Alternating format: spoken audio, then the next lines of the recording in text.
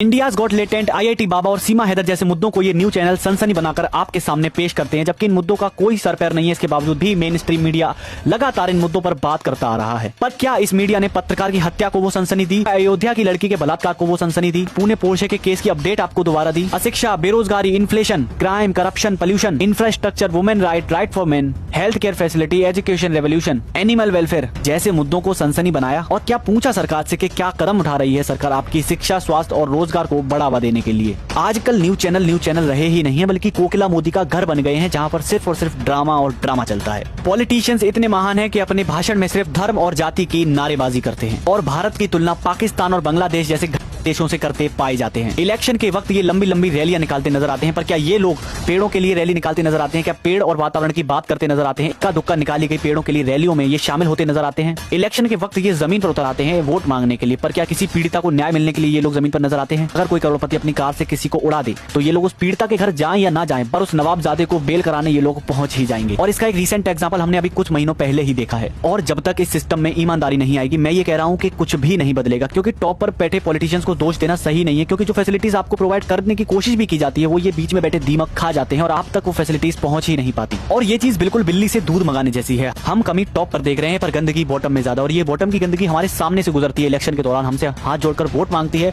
और ये गंदगी पर हम काबू पा सकते हैं सही उम्मीदवार चुनकर। इस आधार पर उम्मीदवार नहीं चुनना है कि कौन मेरी जाति और मेरे धर्म का है, बल्कि इस आधार पर चुनना है कि वो आपके लिए क्या बात करता है, आपके अधिकार की बात करता है कि नहीं, आपकी शिक्षा, आपके स्वास्थ्य, रोड्स, इंफ्रास्ट्रक्चर, इकोनॉमी की बात करता है कि नहीं। इंडिया के अंदर आज भी बहुत पोटेंशियल है ऊपर जाने का, बस ये चीज हमारे हाथ में है कि हम किस आधार पर वोट दे रहे हैं, हम किस आधार पर एक नेता चुन रहे हैं। और भरोसा करो कि एक छोटी शुरुआत, आपका एक छोटा वोट कितना बड़ा बदलाव ला सकता है, आपको इसका कोई अंदाजा नहीं है। तो मैं ये कह रहा हूं कि नेताओं को अपना बाप समझना बंद करो और किसी पार्टी, जाति और धर्म के आधार पर वोट नहीं करो, बल्कि शिक्षा, विकास, रोजगार। जय हिंद।